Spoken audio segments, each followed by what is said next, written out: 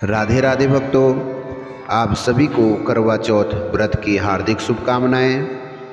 आज के प्रसंग में हम लोग श्रवण करेंगे करवा चौथ व्रत की पूजन की सरल विधि, ताकि आप स्वयं ही पूजा कर सकें और कथा पुस्तक के अभाव में आप लोग स्वयं मोबाइल के माध्यम से कथा श्रवण कर सकते हैं।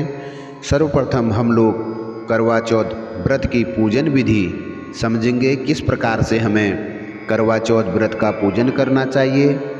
कार्तिक मास के कृष्ण पक्ष की चतुर्थी को करवा चौथ व्रत रखा जाता है। सुहागिनें अपने पति के दीर्घायु की कामना हेतु इस व्रत को करती हैं। सुहागिनों को इस दिन निर्जला व्रत रखना चाहिए।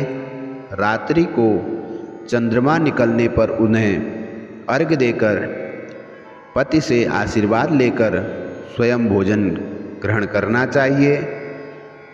करवा चौथ के दिन व्रत रखें और एक पटड़े के ऊपर जल से भरा हुआ लोटा रखें। मिट्टी के करवे पर गेहूं भरकर और एक अन्य पात्र में चीनी और उसके ऊपर यथाशक्ति भेंट रखें, दक्षिणा रखें।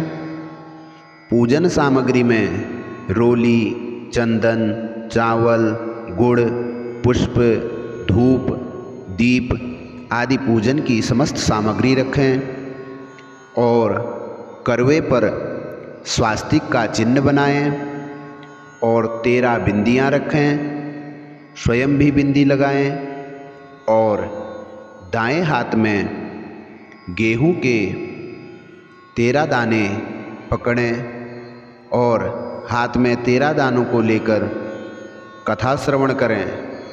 कथा श्रवण करने से पूर्व भगवान गणेश जी की, कार्तिकी जी की और भगवान शंकर, माता पार्वती का पूजन करें। सर्वप्रथम गणेश जी का पूजन करेंगे। गणेश जी को गंध, अक्षत, पुष्प, धूप, दीप से उनकी पूजन और आरती करेंगे। उसके बाद कार्तिकी जी, माता पार्वती और शंकर भगवान का एक साथ पूजन करेंगे और उसके बाद कथा श्रवण करेंगे। कथा श्रवण के बाद अपनी सासू माँ के चरण स्पर्श करें और करवा दे दें। पानी का लोटा और गेहूं के दाने अलग रख दें। रात्रि में चंद्रोदय होने पर पानी में गेहूं के दाने डाल दें और उससे अर्घ दें और फिर भोजन करें। यदि आपको कहानी किसी पंडिताइन ने सुनाई हो तो वह गेहूं और चीनी और पैसा उन्हें दे दें। यदि किसी बहन, बेटी ने कहानी सुनाई हो तो वो गेहूं, चीनी और दक्षिणा उन्हें दे दें और इसके बाद दत्तचित्त होकर भगवान शंकर और माता पार्वती का ध्यान करते हुए, आंखें बंद करते हुए इस कथा का श्रवण करें। तो आइए कथा श्रवण करते हैं। एक साहूकार के एक पुत्री और 7 पुत्र थे। करवा चौथ के दिन साहूकार की पत्नी, बेटी और बहू ने व्रत रखा। रात्रि को साहूकार के पुत्र भोजन करने लगे तो उन्होंने अपनी बहन से भोजन करने के लिए कहा। बहन बोली, भाई अभी चंद्रमा नहीं निकला है, उसके निकलने पर मैं अर्घ देकर भोजन करूंगी। इस पर भाइयों ने नगर के बाहर जाकर अग्नि जला दी और छलनी लेकर उसमें से प्रकाश दिखाते हुए बहन से कहा, बहन चंद्रमा निकल आया है, अर्घ देकर भोजन कर लो। बहन अपनी भाभियों को बुला लाई और बोली, तुम भी चंद्रमा को अर्घ दे दो।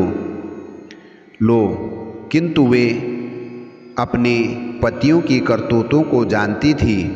उन्होंने कहा, बाई जी, अभी चंद्रमा नहीं निकला है। तुम्हारे भाई चालाकी करते हुए अग्नि का प्रकाश छलनी से दिखा रहे हैं। किंतु बहन ने भाभीयों की बात को ध्यान नहीं दिया और भाइयों द्वारा दिखाए गए प्रकाश को अर्घ देकर भोजन कर लिया। इस प्रकार व्रत भंग होने से गणेश जी उससे रुष्ट हो गए। उसके बाद उसका पति सख्त बीमार हो गया और जो कुछ भी घर में था उसकी बीमारी में लग गया। साहूकार की पुत्री को जब अपने दोष का पता लगा तो वह पश्चाताप से भर उठी। गणेश जी से क्षमा प्रार्थना करने के बाद उसने पुनः विधि विधान से चतुर्थी का व्रत करना आरंभ कर दिया। श्रद्धानुसार सबका आदर सत्कार करते हुए सबसे आशीर्वाद लेने में ही उसने अपने मन को लगा दिया। इस प्रकार उसके श्रद्धा भक्ति सहित कर्म को देखकर गणेश जी उस पर प्रसन्न हो गए। उन्होंने उसके पति को जीवन दान दे उसे बीमारी से मुक्त करने के पश्चात धन संपत्ति से युक्त कर दिया।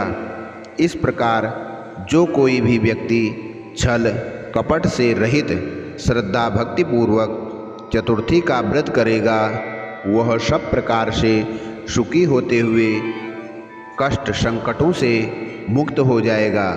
तो अभी आपने श्रवण किया करवा चौथ व्रत पूजन की सरल विधि एवं करवा चौथ व्रत कथा। भगवान भोलेनाथ और माता पार्वती आपके जीवन में हमेशा सुख शांति बनाए रखे और आपके पति को दीर्घायु बनाए रखे और आपके घर में सुख शांति बनी रहे।